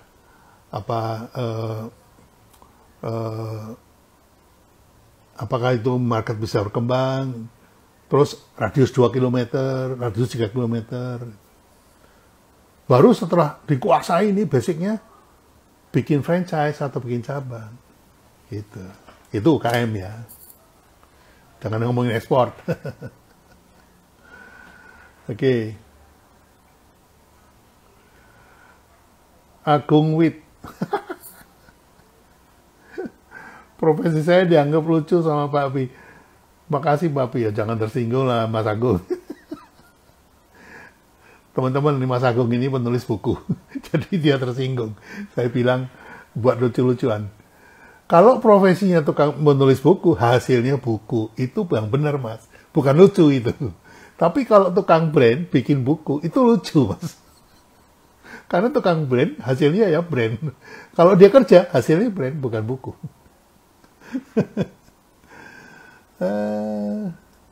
Nah, ini benar nih, Ike Ai. Berarti berjuang masuk ke Laci, masuk 7 besar, lalu top of mind ya Pak Abi? Yes. Betul. Ada benar. Reni Noto Harjono, produk saya ayam taliwang. Brandnya Dapur Nyonya Gendut. Bagaimana caranya agar merek saya bisa jadi top of mind? Jadi kalau nyebut ayam taliwang, orang ingetnya ayam taliwang Nyonya Gendut. Makasih sebelumnya Pak Bi. Oke, baik, ini sudah konsultasi. Ya, saya profesinya memang konsultan brand. Jadi demi kelangsungan hidup keluarga saya, maka Anda harus bayar ke saya. Kalau semua minta konsultasi gratis ya, sayanya nggak makan. Nggak ding, Mbak Bu Reni jangan tersinggung ya. Ini saya bercanda aja. Ya, ini begini Bu Reni ya. Ini ciri khas dari UMKM itu memang ketika Anda membuat ayam taliwang, Anda itu lupa ngasih nama. Sehingga sampai tua itu dipanggilnya ayam taliwang Nyonya Gendut. Gitu. Itu kayak ini, kayak bayi lahir. Bayi lahir itu ibunya masih di ruang operasi, anaknya sudah dibawa ke, bayinya sudah dibawa ke ruang baby. Dimandiin, dibedakin, segala macam, kasih nama. Segala nama. Nama ibunya. Nah, nama ibunya, jadi kalau ditanya, ini bayinya siapa? Oh, bayinya Nyonya Gendut. Gitu. Nah, ketika sudah sampai 20 tahun usianya ini bayi, Nyonya Gendut lupa ngasih nama sama bayinya ini. Maka sampai tua, sampai umur 20 tahun dipanggil. Itu anak saya, itu siapa ya? Oh, itu anaknya Nyonya Gendut. Gitu. Nah, sama dengan ayam taliwang. Karena Nyonya Gendut lupa ngasih nama pada taliwangnya itu. Coba kasih nama ayam taliwang merdeka. Nah, Nyonya Gendutnya hilang. Ya itu aja lah ya jawabannya sementara.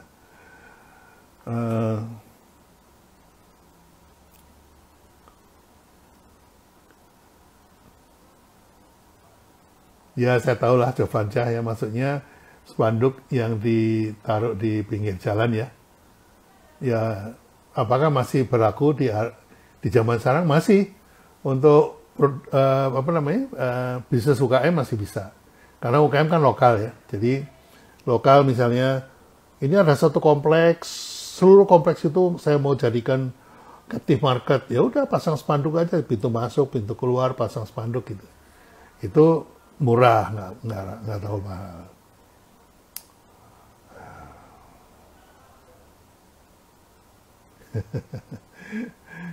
Ya nggak saja jawab ya. Akhial K. Pak Bi, bagaimana nama memilih brand yang bagus? Karena dalam mengiklankan produk kan harus setidaknya pakai konsep AIDA. Ya udahlah, tanya sama yang ngajarin Anda aja lah. Kita agak beda.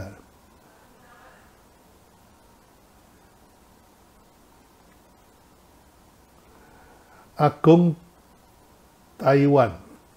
Ini dari Taiwan apa gimana? Marketing untuk jualan, branding untuk diingat. Tapi karena waktu dari sumber terbatas, sehingga saya mudah terjerumus di marketing dan nggak sabar, Pak. Karena kebutuhan dapur. Ada tips nggak, Pak Bi? Ya kalau kejar-kejaran sama dapur nggak usah branding lah, udah jualan aja. Jualan tuh gampang kok. Anda pakai diskon, pakai hadiah, pakai apa namanya, cashback, itu pasti laku. Ya karena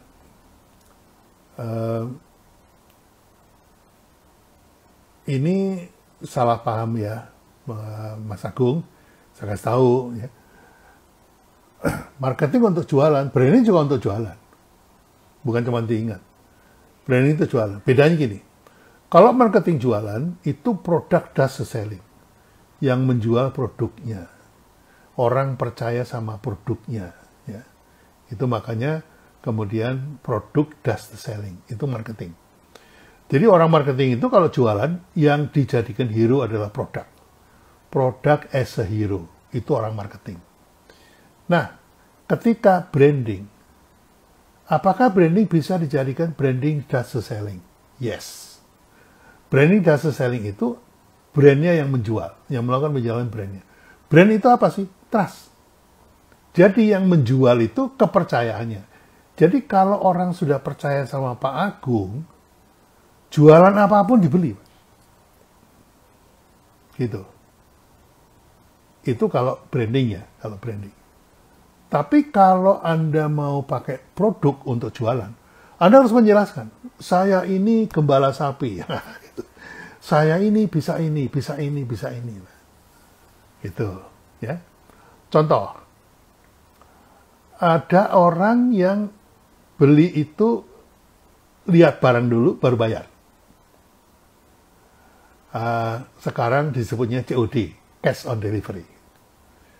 Ada orang yang bayar dulu baru dikirim barangnya. Itu beda. Ya. Yang pertama itu dia mau lihat produk itu dulu. Itu marketing. Tapi kalau udah bayar dulu baru nunggu barangnya datang, itu adalah branding. Percaya sama yang jual. Gitu ya Pak Agung ya. Jadi nggak benar tuh. Ini kan dikotomi yang paling sering diajukan ke saya. Pak Bi, selling dulu apa branding dulu Pak Bi? Gitu. Nah, kan branding itu harus pakai duit gitu. Nah karena apa? Karena Anda masih berpikir bahwa brand itu adalah merek. Brand adalah iklan. Sama sekali tidak. Brand itu adalah first impression. Gigitan pertama pada produk makanan, itulah yang membangun brand. Ya. Kalau ayamnya sama, misalnya Anda jualan ayam sama-sama lah. Saya ini pesaingnya Sabana gitu ya. Saya pesaingnya Sabana. Gimana caranya saya mengalahkan Sabana? Produknya sama Pak Bi. Oh gampang. Gini aja. Yang jualan di tempat Anda rekrut mantan putri Indonesia. Jadi orang membeli ayam Sabana karena beli ayam, tapi membeli ayam Anda itu karena putri Indonesia. Itu namanya branding. Kalau membeli Sabana tadi namanya selling atau marketing. Ya. Carilah mantan putri Indonesia, kan banyak tuh. Kalau yang tahun-tahun muda masih mahal lah. Ambil yang tahun-tahun tua lah. Mantan putri Indonesia tahun 60. Sudah nenek-nenek.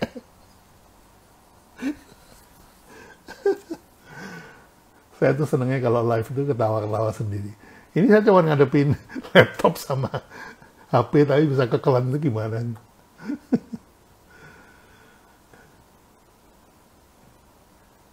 Ya, oke. Nah, ini lucu ini. Sheila Diu. Pak Pi, bagaimana mengawinkan antara branding dan marketing? Dalam pengalaman sehari-hari, biasanya marketing tidak sejalan dengan branding. Oke, saya jawab ya. Gini aja. Sekarang Anda tolong tulis ya, Sheila ya. Tolong ditulis. Branding start when marketing end. Dah. Branding start when marketing end. Oke. Branding dimulai ketika tugas marketing selesai. Kenapa? Karena branding itu persyaratannya adalah konsumen sudah mempunyai pengalaman mengkonsumsi produk kita. Mengkonsumsi berarti apa? Berarti udah beli kan? Kalau belum beli dikonsumsi, kan Anda dikeplakin orang. Makanya ada yang mengatakan bahwa branding is love at the first bite. Jadi gigitan pertama itulah yang menimbulkan cinta, menimbulkan percaya, menimbulkan kepercayaan. Catat tuh diingatan. Jadi branding start when marketing end. Bingung kan? Nah. Kenapa? Marketing mengandalkan produk untuk jualan. Sementara branding mengandalkan value untuk jualan. Ya. Marketing itu menghasilkan pembeli yang beli sekali. Branding menghasilkan pelanggan yang beli berkali-kali. Jadi, kalau Anda jualan produk yang hanya dibeli satu kali seumur hidup, Anda nggak perlu branding. Anda cukup menjual produknya. Produk as a hero. Contohnya apa, Pak? Produk yang dibeli sekali seumur hidup. Yang pasti ya, peti mati. Itu seumur hidup sekali. Yang penting kayunya tidak gampang keropos, kemudian mengkilap, tampilannya bagus. Ada lagi kain kafan. Kain kafan itu sekali seumur hidup dipakai. Nah, yang mungkin 2 kali seumur hidup, itu tempat tidur. Orang beli tempat tidur itu hanya ketika menikah. Udah gitu sampai dia meninggal di tempat tidur itu juga. Gitu. Jadi jualan tempat tidur itu nggak perlu branding. Kenapa? Karena beli cuma sekali. Nggak ada tuh, setiap tahun ulang tahun ganti tempat tidur. Belum pernah ketemu saya. Jadi kita harus tahu nih, perlunya branding apa enggak itu. Nggak semuanya harus di branding, nggak semuanya ya. Gitu ya, Sheila ya. Jadi, bagaimana caranya Pak Pi? Sebelum orang membeli tapi sudah mengkonsumsi, sudah kita kasih pengalaman mengkonsumsi. Gampang, kasih tester aja. Kasih tester, nah, dia coba, dia punya pengalaman, nah itu udah langsung branding, padahal belum beli. Atau yang kedua, virtual experience. Virtual experience itu misalnya orang lihat Ferrari di balapan mobil, wah, udah gitu, wah saya nanti kalau punya duit mau beli Ferrari, nggak mau yang lain gitu. Atau Anda lihat, wah Tesla keren ya, cuma dicolokin pakai charger handphone udah langsung hidup lagi. Saya nanti beli Tesla, padahal belum nyoba, belum pernah test drive gitu ya. Udah yakin mau beli. Nah, itu namanya virtual experience. Experience yang dilihat tapi belum dirasakan. Ya, teman-teman. Nah, kalau orang yang mengalami virtual experience ini membagikan pengalamannya, namanya evangelis. Tapi kalau yang sudah beli membagikan pengalamannya, namanya brand advocate. Nah, itu kawan-kawan saya bahas. Itu nanti saya dibilangin, Pak, ini bahasanya terlalu canggih-canggih. Memang canggih, piye. Aduh, nggak terasa ini udah hampir 2 jam nih. Dipasin deh 2 jam terus saya pamit ya.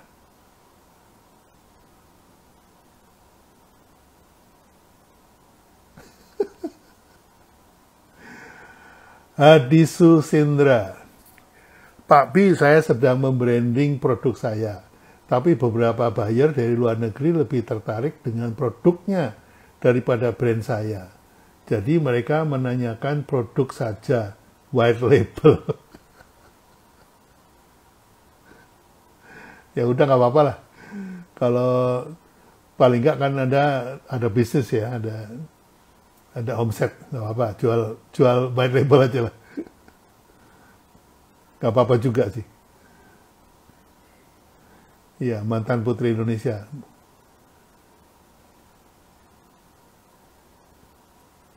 Dari tadi saya ketawa-ketawa kali ini.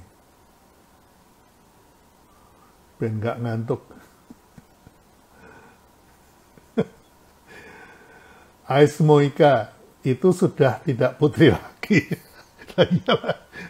Mantan Putri Indonesia tahun 60 kan sudah nenek-nenek.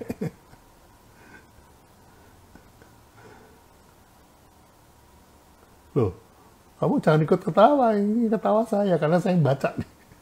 Bukannya apa. Iya. Oke, jadi ini ada yang bilang, hihi lucu. Bener papi, biar cair, nggak terlalu serius. Iya, bener. Kalau saya masih tahapannya itu membangun reputasi gitu ya. Ya saya kalau live gini harus pakai jas ya. Ngomongnya juga cabut-cabut bahasa Inggris gitu. Nah, saya kan udah mau exit gitu, udah pensiun, nggak bangun reputasi lagi. Jadi ya suka ngikutin boleh, nggak suka juga nggak apa-apa. Nah ini benar nih, Duestinai ya. Branding start when marketing end. Yes. Tolong dicatat baik-baik. Tolong di googling. Nanti ketemu nama saya. Karena yang ngomong gitu cuma saya. Yang lain nggak ngomong gitu. Oke.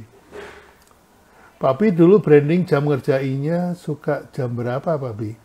Kalau saya nge-branding logo, suka start jam 10 malam sampai jam 10 pagi. Oh, ini pasti di standar logo ya? Kalau saya itu, yang paling sering itu ya, kalau saya kerja itu, sepatu saya rusak. Loh, nge-branding kok sepatunya rusak? Iya, soalnya kalau lagi rapat sama klien, terus di sebelah itu ada istri saya. Itu kalau klien bilang, Pak, saya punya masalah gini. Menurut Bapak gimana solusinya? Saya bilang, solusinya gini, itu langsung keluar. Biasanya kalau begitu, saya diinjak kaki saya. Sepatu saya diinjak sama istri saya. Terus saya tanya, kenapa kamu injak kaki saya? Kalau kamu ngomong sekarang, saya nggak bisa invoice. Nggak jadi duit. Jadi saya nge-branding ya setiap saat. Nggak pakai nunggu jam.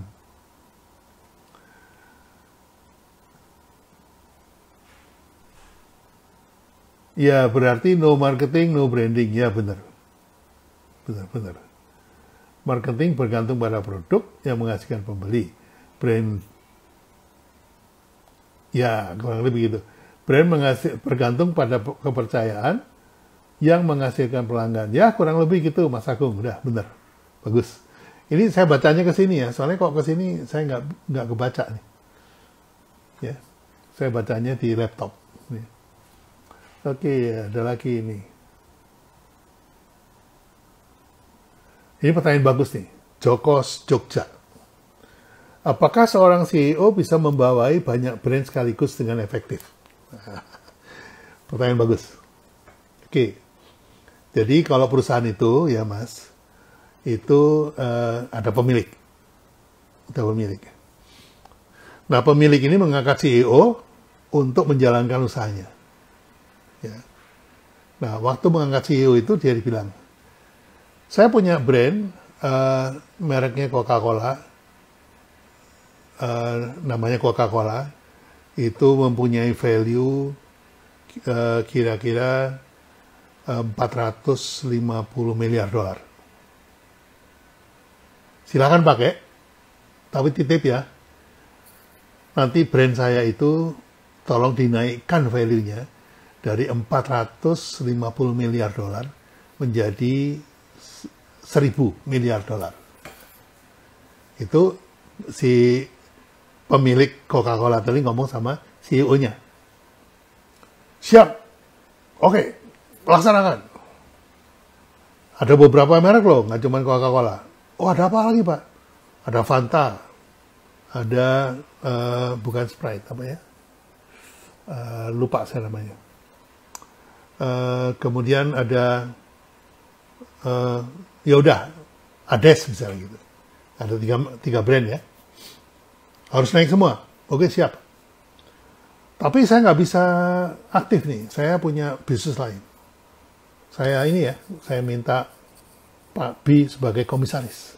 Nah, akhirnya Pak B jadi komisaris. Dia bilang, Pak B, tolong itu ya, si apa namanya, Joko itu tolong diawasin. Karena dia saya titipin merek Coca-Cola, Fanta, sama Sprite. Untuk dibesarkan. Suruh dia bikin plan, suruh dia ajukan budget, nanti Pak B yang mengapprove, mengawasi pelaksanaannya POAC lah. Planning, Organizing, Actuating, Control. Siap.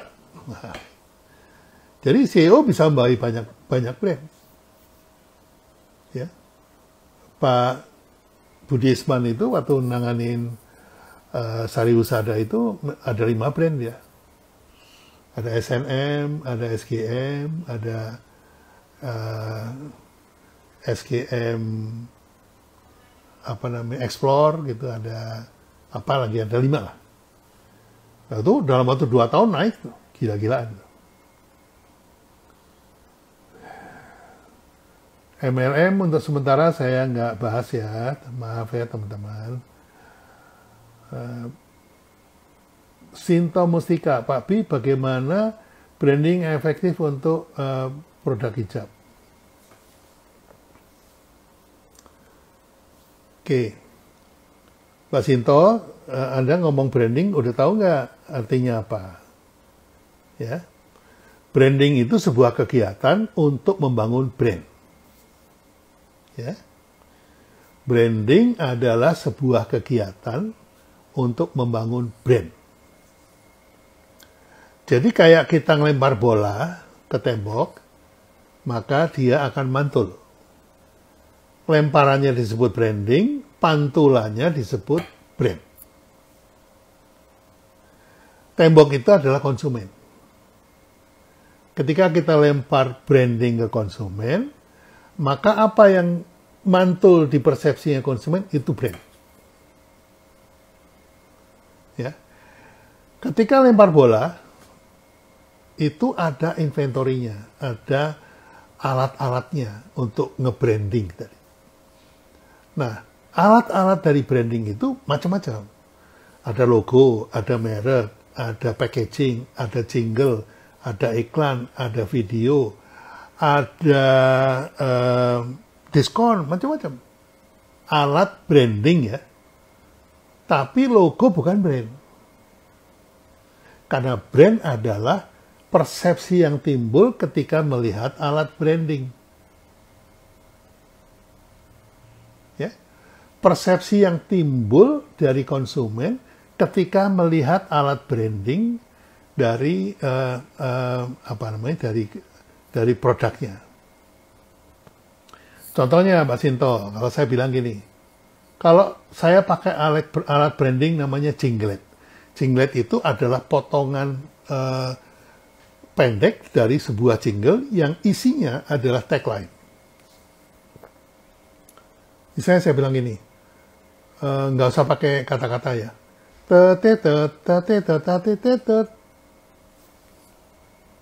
Yang Anda ingat apa?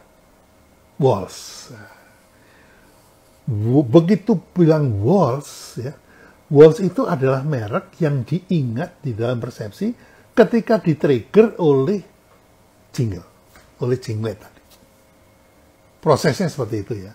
Nah, kalau sekarang Anda mau nge-branding hijab, produknya hijab, Anda mau nge-branding hijab, artinya Anda mau lempar bola nih ke konsumen.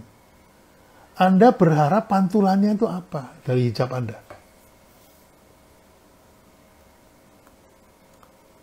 Ya. Misalnya, Pak, saya berharap begitu melihat inventory branding saya, konsumen itu mempunyai persepsi atau pantulan syar'i. Syar'i. Nah, alat brandingnya apa nih untuk syar'i? Apakah perlu jingle? Apakah perlu copywriting? Apakah perlu foto? Apakah perlu video? Ataukah perlu model? Apakah perlu brand ambassador?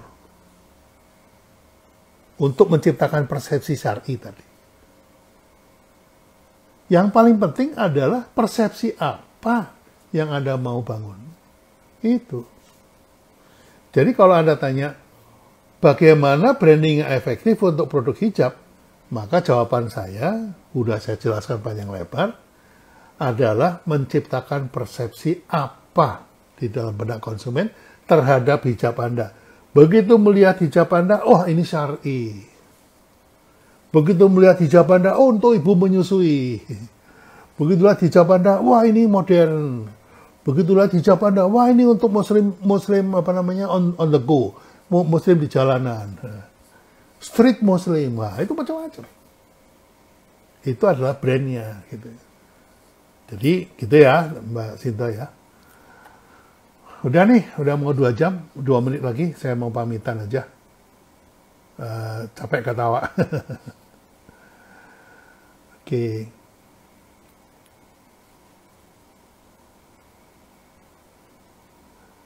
Penting ada duit, Pak Bi. Iyalah.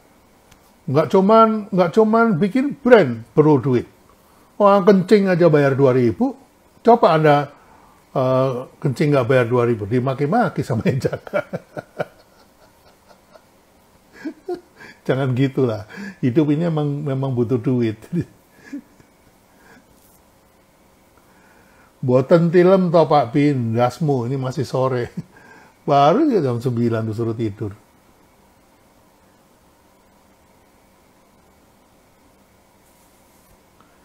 Pak Bi kalau jual perlu branding nggak? Kalau saya perlu, karena yang jual itu nama saya sekarang, bukan produknya lagi.